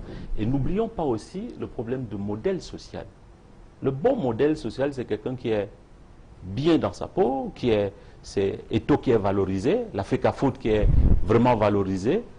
Les autres, on ne les regarde pas beaucoup. Il y a beaucoup de chômage dans notre société. Et ça, vous ne l'ignorez pas. Et c'est très difficile de pouvoir se prendre en charge. Notre société, on préfère payer les frais pour regarder la télévision, mais nous ne payons pas encore quelque chose pour essayer de soigner le maximum de personnes. C'est vrai que nous sommes dans des sociétés, dans des États pauvres. Les pays pauvres très endettés, ce n'est pas évident. Il y a déjà, par exemple, l'État essaie de prendre en charge les gens qui ont les maladies comme le VIH-Sida, la tuberculose, un certain nombre de pathologies, le paludisme chez l'enfant, mais ce n'est pas toujours évident de prendre tout le monde en charge parce que les traitements, les coûts sont très élevés. Mais dans un contexte social, docteur Pokam, où la sécurité sociale reste un discours, pour ne pas dire quasi inexistant, hein. Oui, nous n'avons pas encore de sécurité sociale au Cameroun, mais je vais y revenir après avoir fait 3 remarques à peu près. La première, c'est qu'il faut développer la médecine scolaire ici. La médecine scolaire, si la médecine scolaire était très développée, il n'y aurait pas le cas comme Mouliom. Vous savez, je ne sais pas, dans un coin comme le lycée où il a été, je ne sais pas combien d'enfants de l'école primaire rencontrent un médecin pendant toute leur scolarité, pendant les 7 ans, là, combien de fois ils rencontrent un médecin. Ce sont les médecins qui font des petits diagnostics et confient cet enfant à des spécialistes. Deuxièmement, lorsqu'il y a un cas de maladie, comme le cas de Nathalie, c'est ça? Oui, Nathalie. Comme le cas de Nathalie, il y a une grosseur qui apparaît et on réduit à un abcès. Chacun lui dit quelle pommade il faut prendre. C'est lorsqu'elle constate qu'il y a déjà des difficultés respiratoires, qu'elle se présente chez la cancérologue ou l'oncologue, mais c'est déjà presque tard. Et troisièmement, concernant le cas de Boniface, il faut que les médecins apprennent aussi à passer la main. Lorsqu'on ne sait pas, il faut donner à celui qui est supposé savoir. Ça fait qu'on ne perd pas du temps, c'est pour le bien du malade, ça facilite la confraternité. Maintenant, si on revient à la sécurité sociale, nous avons au Cameroun un ministère de la sécurité sociale. Des affaires sociales. Sécurité sociale. Du travail et de la sécurité sociale. Oui, oui. Alors maintenant, il faut mettre effectivement en place cette sécurité sociale. Pour quel contenu? Il est où, elle est où cette sécurité sociale là? Il faut mettre en place, ça existe ailleurs, il y a des pays africains qui ont déjà la sécurité sociale. Moi, je crois que c'est une volonté politique. Parce que s'il y a une véritable sécurité sociale qui est mise en place, n'importe qui pourra aller à l'hôpital. Vous savez, Eric, il y a quelques années, j'ai eu la chance de mettre en place dans un établissement secondaire un service médical. Alors, un dispensaire. Alors, à la fin, je parlais avec le recteur. Je lui dis, monsieur le père recteur, après quelques années d'exercice de médecine dans cette condition dans votre établissement, je me rends compte que tous les enfants camerounais peuvent être soignés gratuitement. Ah bon? Oui. Et vous arrêtez. La preuve, c'est que lorsque vous payez la scolarité, il y a une somme qu'on vous demande premier secours. Tous les parents, vous qui payez la scolarité, le premier secours. Quand vous calculez par enfant, dans un établissement qui a 800, 900 enfants, ça donne assez d'argent pour qu'on puisse embaucher un médecin. Et cet argent-là va où? Pour qu'on puisse avoir un médecin qui contrôle cet établissement-là. C'est comme ça qu'on saura qu'il y a un cas de rougeole, il y a un enfant qui tombe déjà à nylon, etc. Je pense que c'est important. Et quand ça dépasse donc ce médecin, il envoie dans les structures médicales. Moi, je pense que c'est possible. Alors, qu'est-ce que les fondateurs d'établissement font avec cet argent de premier soin? Qu'est-ce que l'APECOL ou l'APE fait avec cet argent de premier soin? Avec cet argent de premier soin, on peut faire un véritable hôpital. Tous les médecins qui n'ont rien à faire, chacun pourra s'occuper d'un établissement ou de deux. Et je pense qu'en lui reversant tout ou partie de cet argent, je pense que les médecins seront heureux de leur profession. C'est une révélation, là. J'ai vu sur le terrain, je n'ai pas inventé, c'est ce que j'ai vu. Très bien. Alors, docteur Dinabel, revenons sur le cas pratique de Nathalie, qui ne consomme pas d'alcool, qui n'est pas, qui ne fume pas, qui... Alors, comment on en arrive là? Question purement didactique, question purement peut-être bénéfique pour ceux qui nous regardent ce soir. Est-ce que les causes du cancer sont exclusivement liées à d'autres facteurs qui nous échappent? Je pense que déjà, dans un premier temps, il faudrait comprendre ce que c'est que le cancer et savoir qu'il n'y a pas qu'un cancer. Il y a plusieurs cancers. Le cancer, c'est un terme générique, si je peux le dire, pour désigner au moins, qui peut permettre de désigner au moins 100 maladies. Mais 100 maladies qui ont une caractéristique particulière. Cette caractéristique est liée au fait que, au sein d'un organe de notre corps ou d'une partie de notre corps, une cellule acquiert des propriétés de se multiplier de façon anormale.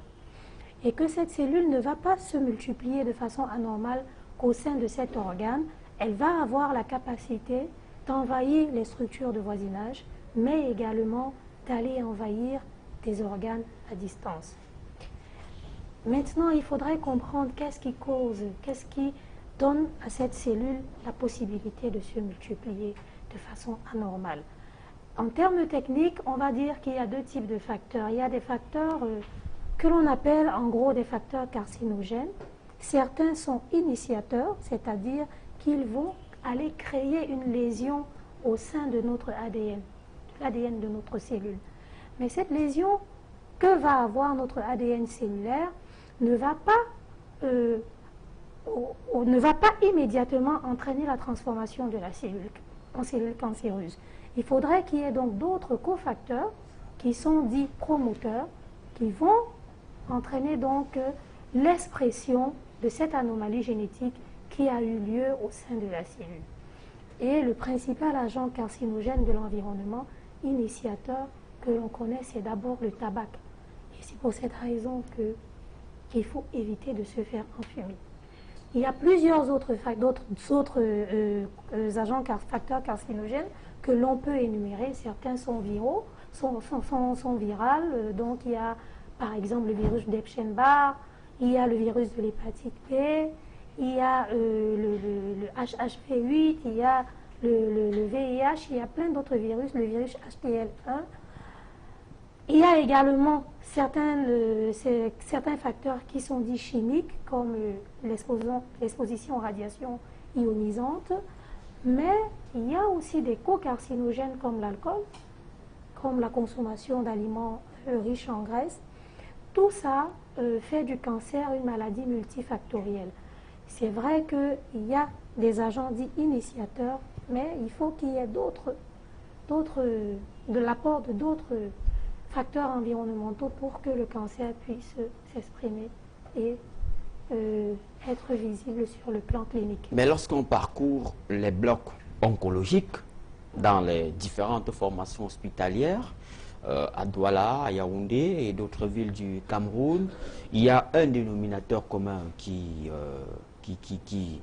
revient avec récurrence, avec occurrence d'ailleurs.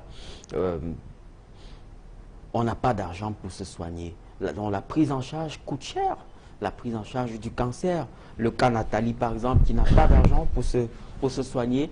Pourquoi est-ce que vous ne proposez pas, par exemple, au pouvoir public de déboucher sur la gratuité, comme c'est le cas avec le VIH et peut-être d'autres pathologies, les insuffisants rénaux, etc. Pourquoi? Le cancer coûte cher parce que ce n'est pas comme le paludisme qui va se soigner en 5 jours, par exemple. Ce n'est pas comme la tuberculose qui va se soigner en 6 mois. Le cancer coûte cher parce que c'est une maladie chronique. Et parce que même après le traitement introductif que l'on fait, il est possible parfois qu'il y ait des récidives qui amènent le malade à se retraiter. Donc c'est quelque chose qui va évoluer sur le long terme. C'est une histoire que le cancérologue engage avec son patient, une histoire sur plusieurs années. Le problème qu'il y a au niveau de la politique de financement des soins dans nos systèmes de santé ne date pas d'aujourd'hui. Il faut dire qu'au départ, après l'époque coloniale, la santé était gratuite. Les soins étaient gratuits. Et on s'est rendu compte que la gratuité exclusive des soins posait des problèmes parce qu'il fallait bien que quelqu'un paie pour cela. C'est à ce moment qu'on a d'abord essayé d'introduire dans un premier temps pour certains États le tiers payant. Et au Cameroun, il faut dire qu'il y a eu un essai de mutualisation. Si vous observez dans certains des hôpitaux de district, vous allez voir Musadi, mutuelle de santé de district. Il y a eu un essai de mutualisation des soins, mais qui a été un échec. Et il faudrait comprendre pourquoi est-ce que ça a été un échec. Après la gratuité des soins, il y a eu, après la conférence d'Alma-Ata, l'introduction du financement du système de santé par la population. Mais encore, avec le financement des systèmes de santé par la population, avec un appui quand même de l'État, puisqu'il faut dire que, comme Dr John l'a dit, il y a des programmes de santé qui sont dits verticaux, qui sont financés directement par certaines ONG ou alors le ministère de la Santé. Il vous a parlé du programme tuberculose qui est gratuit. Mais sur le cas du cancer, vous reconnaissez ce soir que l'État est indifférent? Non, l'État n'est pas indifférent. Je ne peux pas vous permettre de le dire. L'État n'est pas indifférent. C'est une question, parce qu'il y a quand même des actions qui sont menées. Il y a des actions qui sont menées parce que la radiothérapie coûte 180 000 francs au Cameroun. Ailleurs, c'est 50 000 francs la séance. C'est vrai que beaucoup de pays africains aujourd'hui sont en train d'évoluer vers la gratuité de la radiothérapie. Mais jusque-là, je ne vois pas l'effort. Hein. 180 000 francs, vous pensez que Nathalie peut avoir 180 000 francs pour faire pour faire 25 séances au lieu de 50 000 francs par séance, c'est un effort important. C'est un effort important, mais qui reste à être amélioré. L'État a également accordé une petite subvention aux anticancéreux. C'est vrai que les ruptures de stock sont fréquentes, mais au moins, de temps en temps, les hôpitaux généraux reçoivent un stock de médicaments qui sont revendus à moitié prix. Très bien. Lorsqu'ils sont disponibles. Oui, jouons le jeu, jouons franc jeu. Docteur Dinabel, parlez au ministre de la Santé ce soir. Monsieur le ministre, qu'est-ce qu'il faut pour éviter ça? Parlez-lui, dites-lui, il vous écoute. Qu'est-ce que vous lui direz? Je ne sais pas s'il m'écoute, mais je crois que la première chose que je lui dirais, c'est que avec la transition épidémiologique que nous vivons actuellement, le cancer est un véritable problème dont il va falloir tenir compte dans le financement, dans la location des différents budgets au sein du ministère de la Santé. Et que ce budget doit tenir compte de tous les aspects de la prise en charge du cancer, depuis la prévention, au diagnostic, au traitement et aux soins palliatifs. Parce que tous ces aspects sont importants. Deuxièmement, il faut faire intervenir la société civile parce que beaucoup de gens arrivent tard à l'hôpital, pas seulement parce que le médecin a eu un retard à poser le diagnostic, mais parce qu'ils ont vu qu'ils avaient un problème. Mais ils sont allés vers des personnes qui ne pouvaient pas apporter une solution à ce problème-là. Les guérisseurs traditionnels, certains leaders religieux qu'il va falloir intégrer dans une politique de collaboration pour que cela n'arrive plus. Parce que s'ils sont éduqués, je pense qu'ils vont mieux orienter les patients vers les professionnels de santé qui pourront les prendre en charge de façon efficace. Très bien. Alors, docteur Meledi, je reviens à vous. Vous recevez de nombreux patients au quotidien. C'est clair, le système de financement de la santé souffre de quelques pathologies au Cameroun, pour épouser votre vocabulaire. Hein, on le voit bien, mais finalement, comment résoudre le problème? Permettre par exemple à tous ces jeunes que vous avez écoutés, que vous avez regardés ce soir, avec beaucoup d'émotion, de retrouver la santé, de retrouver le sourire. Il y a, à mon avis, plusieurs moyens d'aborder la chose. On peut être un partisan de l'initiative privée, et en étant un partisan de l'initiative privée, on peut encourager les ONG à s'installer au Cameroun et donc à aider les Camerounais à se soigner. Et on peut avoir la matière une politique. Et vous encouragez les ONG. Je vous rappelle que dans d'autres pays, on est en train de bannir les ONG.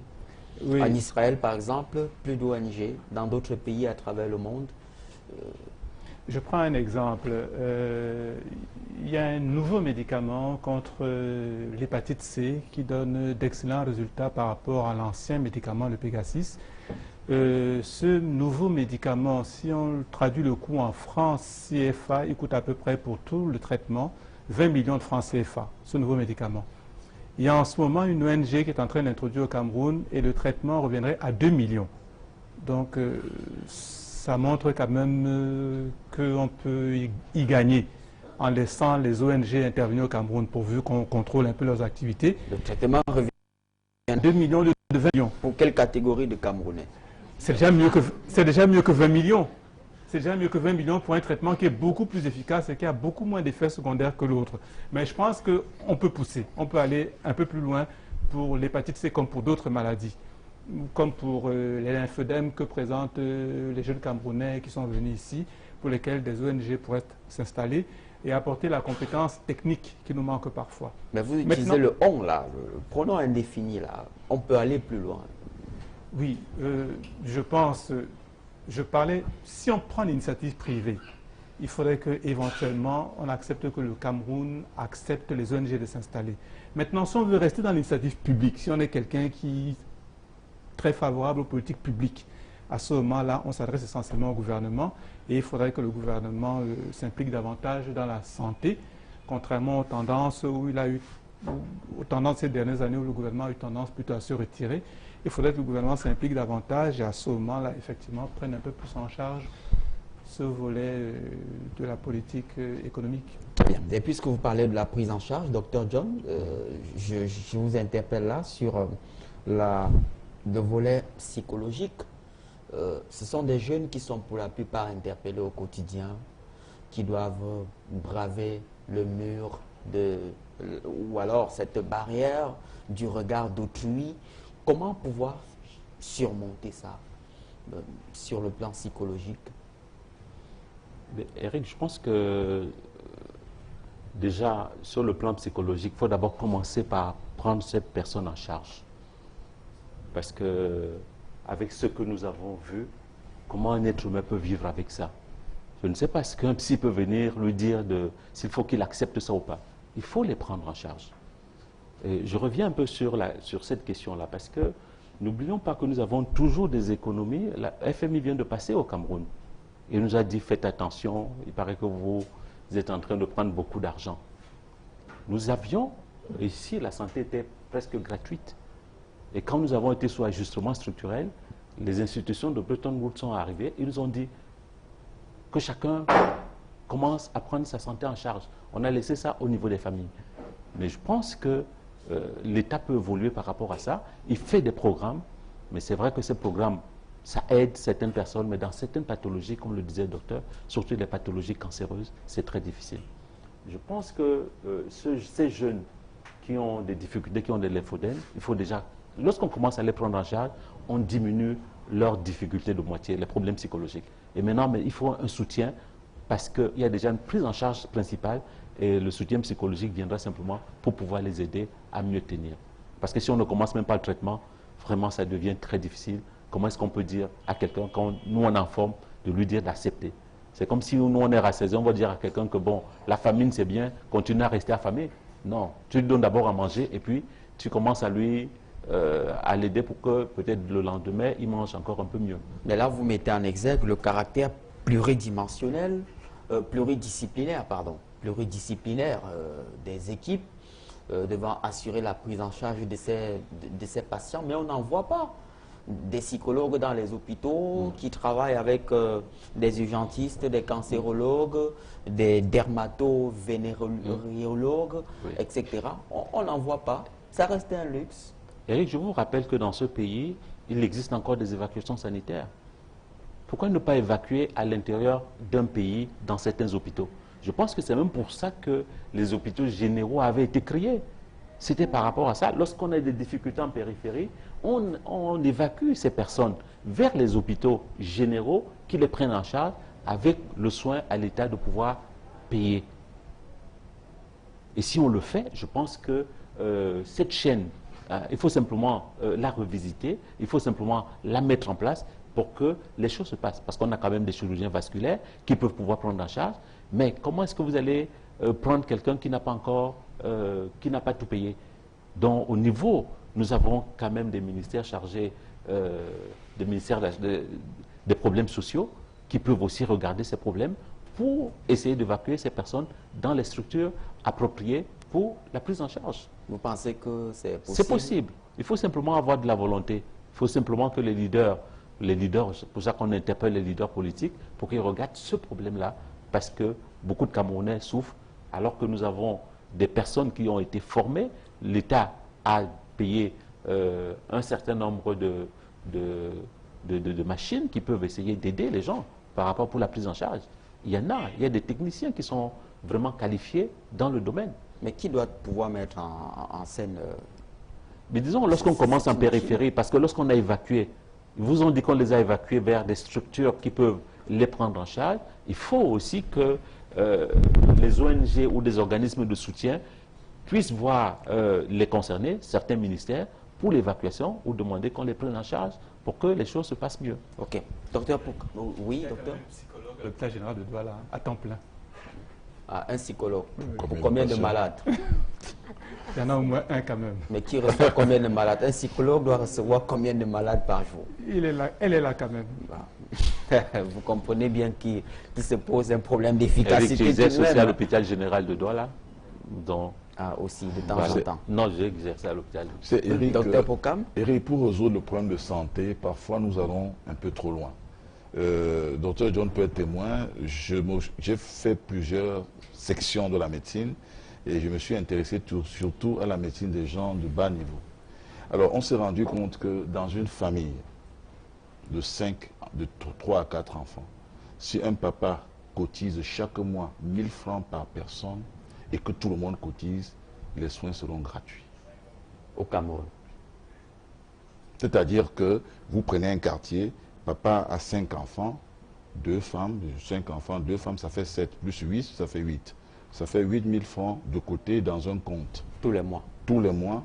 Je crois que ça, les médecins se sentiront bien, chacun ira à l'hôpital, etc. On a essayé de faire sur un petit échantillon, ce n'est pas publié ni quoi que ce soit.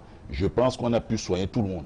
Et la condition, c'est que quand vous avez le moindre mal, allez à l'hôpital. Ne restez pas 4 jours pour ce que le paludisme crée plusieurs jours d'hospitalisation. Mais vous savez... Allez dès les premiers symptômes, le docteur peut vous soigner une seule fois et vous serez guéri. Mais vous êtes sans ignorer ce rapport de la Banque mondiale qui indique clairement que de nombreux Camerounais vivent en dessous du dollar au quotidien, donc qui n'ont même pas la possibilité d'avoir 1000 francs dont vous parlez, docteur. Par mois. Donc finalement, est-ce que...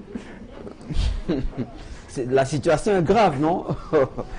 On en rit, oui, mais il y a ce qu'on vit. Il y a ce qu'on dit et ce qu'on voit. Ce qu'on dit, quel est aussi le Camerounais qui peut passer une semaine sans prendre 4 bières?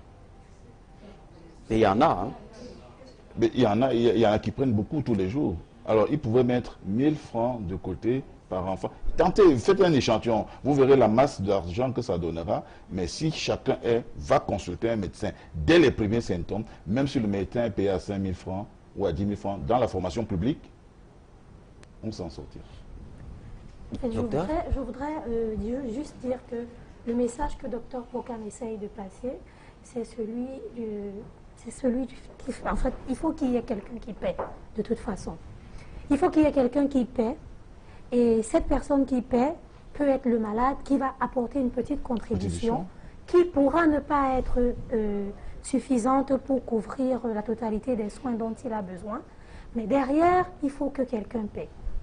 Et l'État doit pouvoir trouver celui qui va combler le manque à gagner que le malade ne pourra pas combler.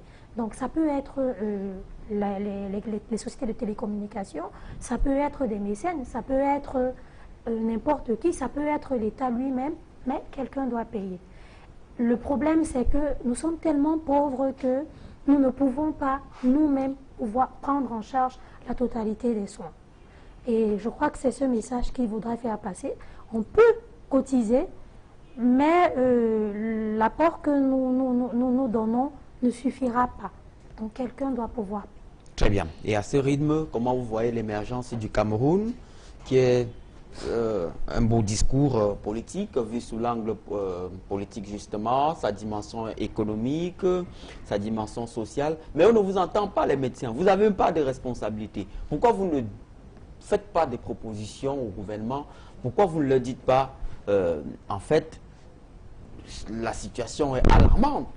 Quand vous voyez des patients qui arrivent, qui ne peuvent pas se prendre en charge, qui disparaissent, pourquoi vous restez silencieux? Pourquoi parce que c'est paradoxal. Vous ne formulez pas des recommandations. C'est paradoxal la situation camerounaise. Parce qu'on parle de pauvreté, moins de 1000 francs. Mais quand on regarde au niveau de l'Afrique, parmi les plus grands consommateurs de champagne, vous savez, même dans le monde, le Cameroun est à quel niveau? Alors, peut-on dire que le Cameroun est un pays aussi pauvre qui consomme autant de bouteilles de champagne? Lorsqu'au niveau de l'alcool, Le nombre d'hectolitres que nous consommons par an, des millions d'hectolitres, le Cameroun est placé au cime, c'est-à-dire qu'au niveau de l'Afrique. C'est-à-dire que pour ce genre de choses, et le Camerounais ne vit pas que de son salaire, il vit d'autres choses. On se pose des questions, comment même sont les Camerounais? Tous les bars sont pleins. Allez dans tous les quartiers, il y a des bars. Même à l'université là-bas, il y a au moins 5 ou 6 bars et c'est toujours plein à longueur de journée, à longueur de temps. Mais c'est ça qui vous empêche de formuler des recommandations, de dire le discours de l'émergence doit tenir compte de la santé des Camerounais. Non mais Eric, c'est pour ça, lorsqu'on parle de pauvreté, il ne faut pas simplement penser que la pauvreté est matérielle. La pauvreté aussi est intellectuelle, la pauvreté aussi au niveau des comportements. Il faut que les Camerounais apprennent quelque chose de fondamental. Lorsqu'ils ont un bobo, qu'ils aillent d'abord à l'hôpital. C'est la première des choses, c'est la première dimension. Il ne faut pas toujours courir vers TB Joshua, parce que souvent on perd du temps et certaines maladies, il faut une rapidité d'action. Il faut qu'on pose rapidement le diagnostic et qu'on les prenne en charge très rapidement. Et beaucoup de personnes au Cameroun, on pense toujours que la maladie, c'est parce que j'ai salué Eric que je suis malade, parce que toujours au Cameroun, en Afrique, on pense toujours que c'est l'autre qui est à l'origine de ma pathologie, c'est pour ça qu'on commence à aller à l'hôpital en retard. Et ça, il faut que les Camerounais comprennent que la médecine est fondamentale et primordiale et que les gens qui l'exercent le font de façon illégale. Parce qu'à l'hôpital, on va essayer de questionner le corps en faisant des bilans pour savoir quelle est l'origine de la maladie. Le docteur Dina vous a dit les origines de certains cancers. Qu'est-ce qui peut causer ces cancers-là? Est-ce qu'on vous a dit que c'est l'oncle ou le cousin du village qui a, parce qu'il a tourné la marmite de mauvais côté, que ça va créer ce genre de difficultés? Non. Il y a toujours une origine, et lorsqu'on peut retrouver l'origine, la cause de la maladie, on la soigne. Si on ne trouve même pas la cause, on soigne les conséquences. Et ça, c'est possible. Docteur Melidi? Oui, je voulais dire, pour répondre à la question que vous avez posée, effectivement, les médecins paraissent silencieux, et je pense qu'en apparence, ce n'est pas uniquement le cas des médecins.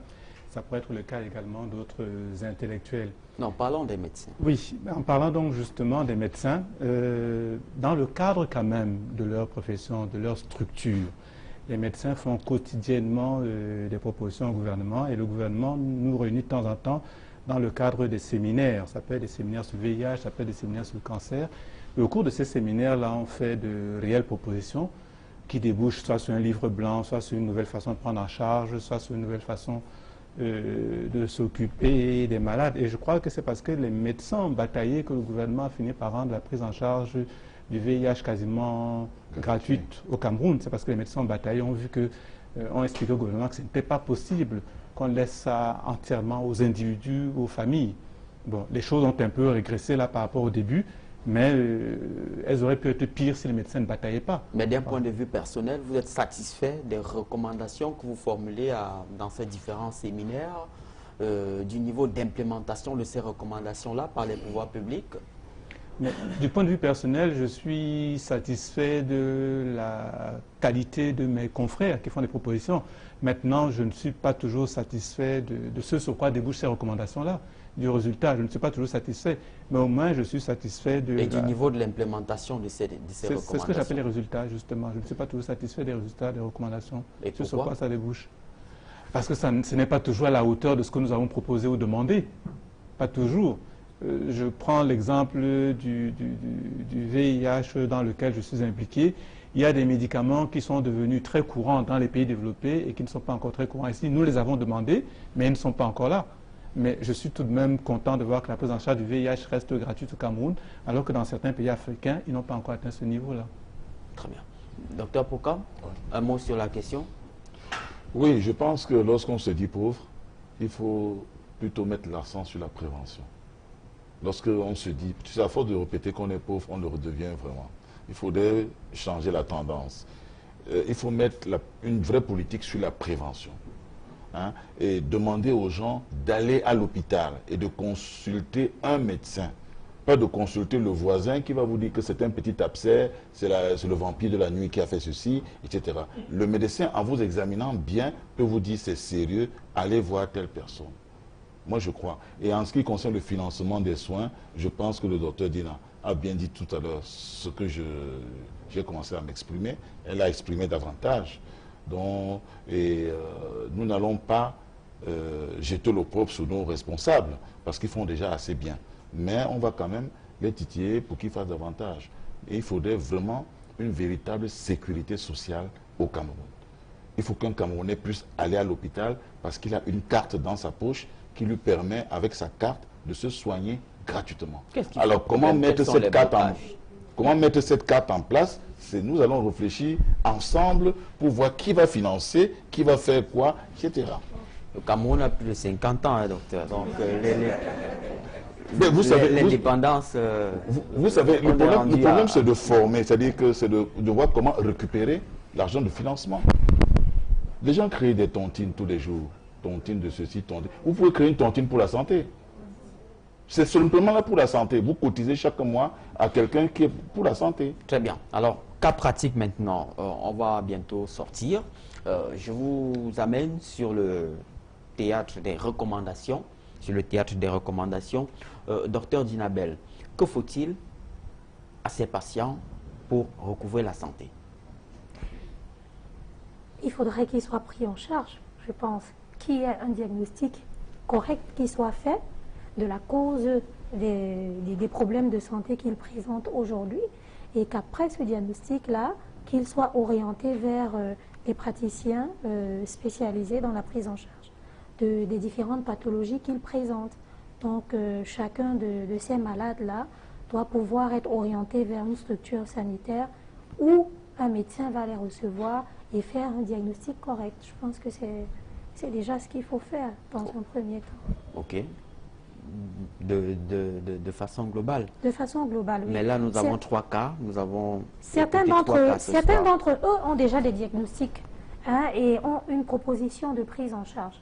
Mais il y a un problème financier qui se pose. Donc, comme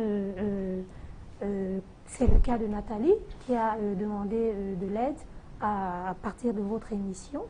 Donc, si Nathalie a l'aide qu'elle devrait avoir, reçoit l'aide qu'elle demande, elle pourra être prise en charge à l'hôpital général. Oui.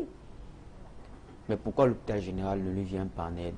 Attends que ce soit à partir d'un plateau de télévision puisqu'elle a besoin d'aide et c'est connu. Je ne suis pas responsable de l'hôpital général, mais je pense que l'hôpital général fait beaucoup pour ces malades. Et je crois que vous en êtes témoin, vous ne pouvez pas me démentir. Et moi, quoi? Oui, oui. L'hôpital général fait beaucoup pour ces malades. Et je pense qu'il y a un service social à l'hôpital général. Donc, je pense que lorsqu'il y a un cas comme ça, elle peut d'abord, dans un premier temps, être orientée vers ces assistantes sociales-là, parce qu'il y a une enquête qui doit être faite. Il y a une enquête sociale qui doit être faite, et après cette enquête-là, il y a des propositions qui découlent pour savoir quel type d'aide les différentes personnes qui seront identifiées après cette enquête pourront apporter. Très bien. Demain matin, nous amènerons au moins le cas Nathalie à l'hôpital général de Douala, au service des affaires sociales, pour voir comment se déroule cette enquête et rendre compte dans cette émission, parce que nous jouons aussi la carte de la transparence. Donc rassurez-vous, l'équipe sera là demain matin. Docteur Pokam? Oui, je voudrais dire que tout à l'heure, j'ai entendu le cri très pathétique de Nathalie. Il faudrait que Nathalie sache que cette émission, Regard Social, est l'une des émissions les plus regardées par les Camerounais de la diaspora. Parce que quand vous avez parlé tout à l'heure, vous avez parlé des Camerounais du Nord, du Sud, de l'Est et de l'Ouest. Mais il fallait aussi parler des Camerounais qui sont à l'extérieur du Cameroun ou les étrangers qui vivent au Cameroun qui peuvent vous apporter de leur aide. Parce que quand vous vous limitez seulement au Cameroun, on essaye de circonscrire. Donc, le cas de Nathalie est déjà bien circonscrit puisque le médecin qui s'en occupe est avec nous. Il suffit qu'il se rapproche du regard social avec une somme assez importante. Je crois que le docteur Dinabel pourra voir cette histoire à l'hôpital général, puisqu'il la suit déjà comme patient. Voilà ce que je peux proposer pour elle. Et puis, le cas Moulium? Le cas Moulium, il faut une équipe pluridisciplinaire. Nous sommes allés le chercher dans le Noun, dans la région de l'Ouest Cameroun. Oui, dans un village reculé. Le docteur Mélidi a bien dit que c'est un problème multidisciplinaire qui va associer chirurgiens, plasticiens, qui va associer les angiologues, qui va associer les gens qui font la rééducation fonctionnelle, etc. Donc, s'il y a des moyens, je crois qu'on peut le prendre en charge ici. Donc, il suffit que toutes les bonnes volontés qui suivent cette émission et qui peuvent se manifester apportent leur contribution pour que vous puissiez mieux les aider. Docteur? Oui, comme je l'ai dit tout à l'heure, je ne parlerai que de Moulium et de Boniface. Oui, je crois que sur le plan pratique, voir le dermatologue. Deuxième chose, probablement que le dermatologue va adresser chez un chirurgien plasticien pour évaluer les possibilités de réduction du volume. Une fois que ça a été fait, retour éventuellement au dermatologue pour que, à l'aide de chaussettes, de bas de contention, associés au kinésithérapeute, on consolide la réduction du volume. Sur le plan pratique, c'est ce qui peut être proposé. Ok. Docteur John? Oui, quand je vois ces cas, j'entends souvent parler aux États-Unis de l'ascenseur social. Pourquoi ne pas créer l'ascenseur médical au Cameroun? De faire en sorte que ceux qui n'ont pas les moyens puissent aussi avoir les soins les plus appropriés parce qu'on les y a aidés. Je pense que c'est déjà un cri de cœur pour les pouvoirs publics, pour tous ceux qui nous écoutent, pour la société civile, de pouvoir aider ces gens. Parce que c'est comme ça qu'on manifeste notre humanité, notre empathie par rapport à ces personnes-là. Mais les proches des malades ont un rôle capital aussi. Oui, les proches sont dépassés. Vous avez vu la dame qui pleurait dans le Noun parce qu'elle ne savait plus quoi faire. Quand elle voyait son enfant, en fait son beau de 16 ans, qui était incapable de s'habiller. Et elle pense aussi que lorsqu'elle ne sera pas là, qui va essayer d'aider cet enfant-là? Ça va être très difficile. Donc il faudrait qu'on essaie de le prendre en charge pour qu'il soit un Camerounais à part entière au lieu d'être un Camerounais complètement à part. Très bien. Bien, merci pour vos différentes interventions. Avant justement de prendre une équipe du Gabon, c'est une association qui est venue du Gabon, de Libreville. Docteur Pokam, vous avez bien fait de le rappeler, hein. Regard social est une émission internationale, disons interplanétaire, si on s'en tient aux différentes réactions des téléspectateurs. Donc il y a une délégation qui est venue d'ailleurs du Gabon, qui est partie de Libreville exclusivement pour assister à cette émission. Mais avant d'y arriver, Vicky est avec nous. Avant de donner la parole peut-être à Vicky, nous allons dire bonsoir à cette délégation. Bonsoir, bienvenue au Cameroun. Qui êtes-vous? Quel est l'objet de votre présence sur le plateau de Regard Social ce soir?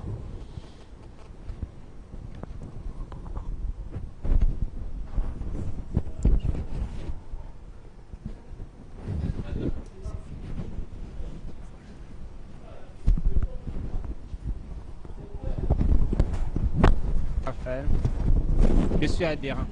Si nous sommes là ce soir, c'est pour participer au social. Parce que nous sommes à Libreville, nous suivons beaucoup l'émission Regard Social et ça nous touche de tout cœur. Alors, l'association Lumière, par ma voix, vous donne ses encouragements et vous encourage d'aller de l'avant. Alors, ils ont donc décidé tous de venir participer sur le cas Lisati et le cas du petit bébé bébé Berthe.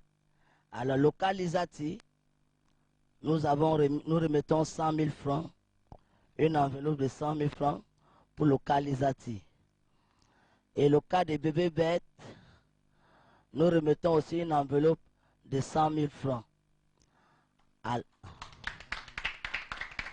Alors, pour beaucoup d'encouragement, nous, l'association Lumière, nous n'avons pas grand-chose, mais comme nous vivons dans le social, alors l'association Lumière aussi a donné une somme de 50 000 francs que je remette au service de Kinos pour qu'ils puissent compléter, ne serait-ce que, et payer la facture d'eau.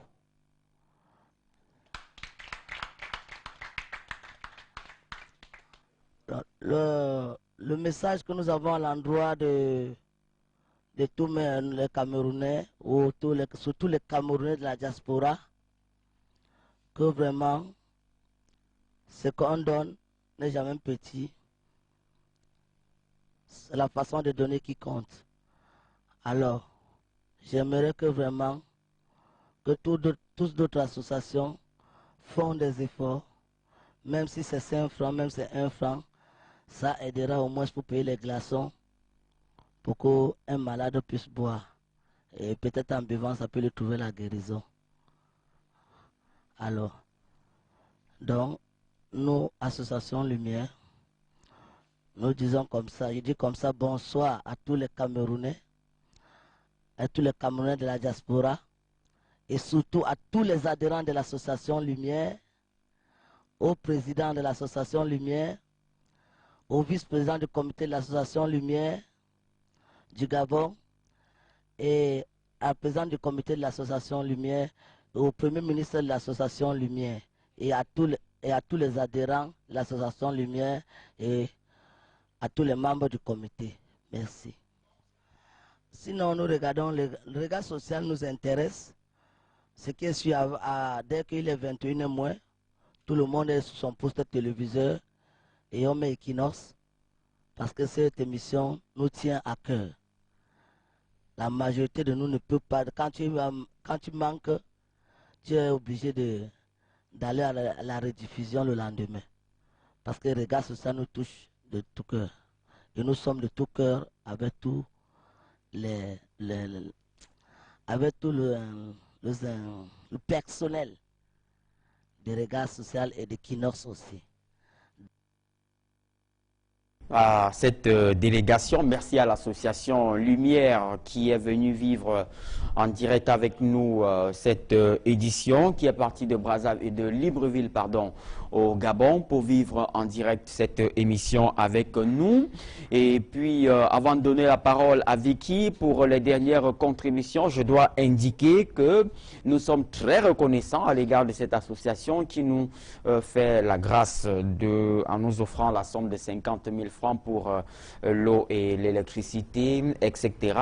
Mais ce soir, je prends sur moi la responsabilité au nom de toute mon équipe qui m'accompagne au quotidien justement, de dire que ces 50 000 francs seront reversés aux cas sociaux. Donc ce qui veut dire que, Vicky, déjà vous remettrez 25 000 francs dans le compte de Berthe et 25 000 francs dans le compte de Lisati. Non pas parce que nous ne voulons pas, mais c'est aussi notre contribution sociale. Equinox est une télévision sociale. Donc c'est ce que nous ferons ce soir. Alors, qu'en est-il des contributions, les toutes dernières?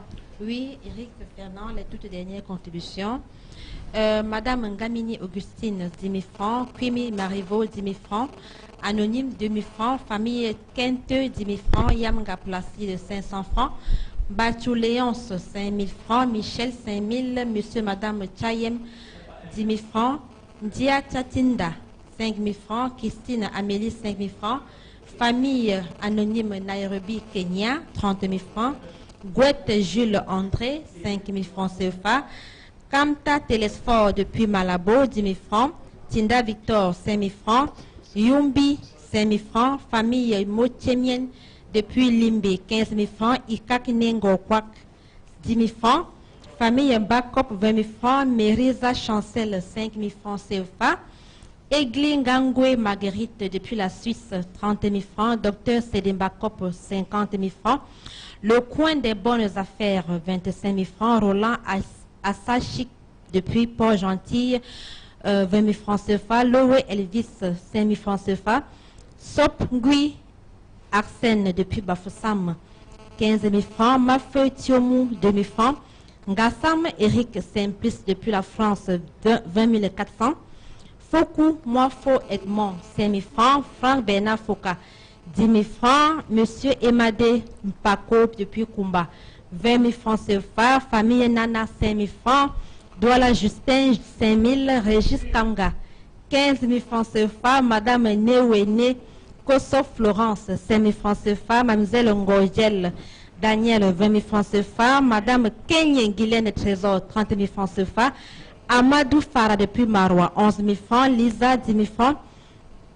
Alvin, 10 000 francs. Famille Tchenchen Diokam, 10 000 francs CFA. Justine, 10 000 francs.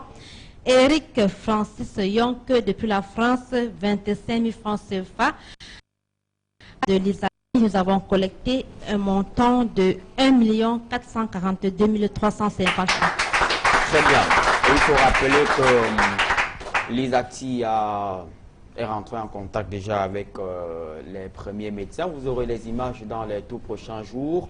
Et évidemment, c'est un cas qui nous préoccupe au plus haut lieu. Et bien entendu, l'ISATI retrouvera le sourire au même titre que le jeune Mamoudou, Nathalie et même Boniface, dont le destin repose désormais sur vos épaules. Alors, il ne vous reste plus qu'à réagir. Un simple SMS au numéro qui s'affiche au bas de votre petit écran et bien sûr la ligne verte de Regard Social. Voilà, vous faites simplement un SMS pour que nos équipes prennent attache avec vous pour recueillir vos différents dons parce que justement nous devons contribuer à construire un monde meilleur à travers cette solidarité sans cesse agissante car vous le savez mieux que quiconque, nul n'a le droit d'être heureux tout seul. Ici Eric Ouamo, bonsoir.